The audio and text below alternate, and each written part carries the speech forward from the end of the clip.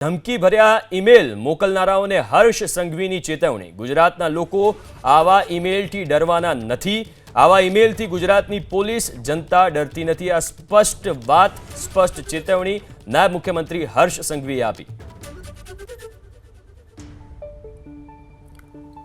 તો ધમકી ભર્યા જે ઈમેલ મળ્યા હતા આજે સવારે એને લઈને હર્ષ સંઘવીએ સ્પષ્ટ ચેતવણી આપી છે। તેમનું સ્પષ્ટ કહેવું છે કે ગુજરાતના લોકો આવા કોઈ પણ પ્રકારના ઈમેલથી ડરતા નથી, ડરવાના પણ નથી। આવા ઈમેલથી ગુજરાતની પોલીસ કે જનતા ક્યારેય ડરી નથી અને ક્યારેય ડરવાની પણ નથી।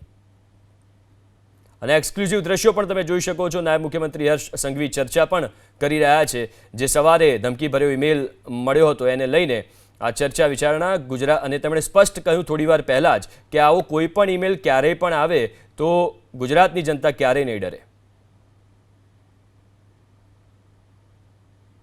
ગુજરાત વિધાનસભામાં જે ઈમેલ આવ્યો હતો તેની તપાસ હાઈ લેવલ અધિકારીઓને આપવામાં આવી છે અને ભૂતકાળમાં બી આ પ્રકારના પ્રયાસ કરનાર લોકોની સંપૂર્ણ ઊંડાણપૂર્વક તપાસના માધ્યમથી બાંગ્લાદેશ હોય કે પાકિસ્તાનના જે ઈમેલના થ્રેટ હતા તેના ડીપ તક પહોંચવામાં એટલે કે જે મોકલનાર વ્યક્તિ છે તેના આઈપી એડ્રેસ સુધી પહોંચાડવામાં ગુજરાત પોલીસને ખૂબ મોટી સફળતા મળી છે। અને તેમાં જે ઈમેલ આઈડી હોય કે સિમ કાર્ડને લાગતા જે ગુનેગારો હતા જે બાંગ્લાદેશીઓ અને ખાસ કરીને બંગાળ અને બાંગ્લાદેશ બોર્ડર પરથી બી જે લોકો કાર્ય આમાં જોડાયેલા હતા તેને બી પકડવામાં ગુજરાત પોલીસને સફળતા પ્રાપ્ત થઈ છે અને આ બાબતે બી ગંભીરતાપૂર્વક ઇન્ક્વાયરી આપી છે ને મેં પોતે બી હાઈ લેવલ કમિટીની એક મિટિંગ બોલાવી હતી અને વિધાનસભામાં દરરોજ જે કોઈ એના પ્રોટોકોલ છે એમાં ચેકિંગ થતું જ હોય છે, પરંતુ એના પ્રોટોકોલના હિસાબે આજે બી આ ચેકિંગ કરવામાં આવ્યું છે। વિધાનસભા રાબેતા મુજબ ચાલુ છે।